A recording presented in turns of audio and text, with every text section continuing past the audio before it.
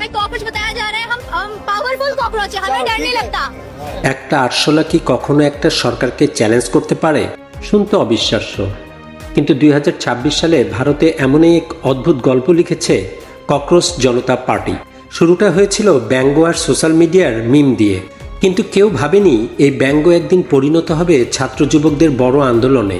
প্রশ্ন উঠেছিল শিক্ষা ব্যবস্থা নিয়ে, পরীক্ষার অনিয়ম, প্রশ্ন ফাঁসের অভিযোগ, স্বচ্ছতার অভাব, আর সবচেয়ে বড় কথা লাখ লাখ তরুণদের ভবিষ্যৎ নিয়ে অনিশ্চয়তা। খুব ধীরে ধীরে ছড়িয়ে পড়ে সোশ্যাল মিডিয়া থেকে রাজপথে। তরুণদের দাবি ছিল স্পষ্ট, আমাদের ভবিষ্যৎ নিয়ে সিদ্ধান্ত হবে, অথচ আমাদের কথায় শোনাই হবে না। এটা মেনে নেওয়া যায় না। আন্দোলনের চাপ বাড়তে থাকে, সরকারের ওপর তৈরি হয় রাজনৈতিক চাপ, আর তখনই আসে বড় পরিবর্তন। শিক্ষামন্ত্রী ধর্মেন্দ্র প্রধানের পদত্যাগ আন্দোলনকারীদের অন্যতম বড় সাফল্য হিসেবে সামনে আসে। কিন্তু গল্প এখানে শেষ নয়, বরং এরপর আসে এমন একটি মুহূর্ত যা পুরো ঘটনাকে আরও আলোচিত করে তোলে।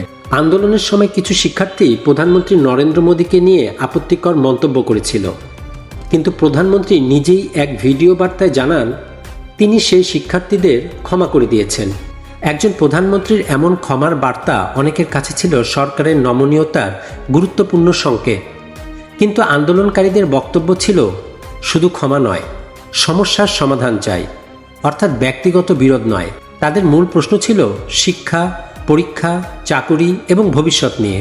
আর তাই আবারও আন্দোলনের ডাক, আবারও প্রশ্ন, আবারও সরকারের কাছে জবাবদিহির দাবি। ককরোচ জনতা পার্টির প্রতিষ্ঠাতা অভিজিৎ দীপকে আন্দোলনের সময় পুলিশের আচরণ নিয়েও প্রধানমন্ত্রীর কাছে প্রকাশ্য ক্ষমা চাওয়ার দাবি তুলেছেন।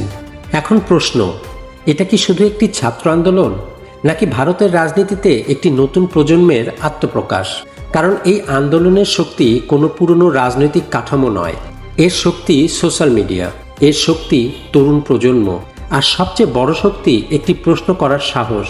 একসময় আরশোলা শব্দটি ছিল ব্যঙ্গের প্রতীক, কিন্তু সেই শব্দকেই তরুণরা নিজেদের প্রতিবাদের পরিচয়ে পরিণত করেছে।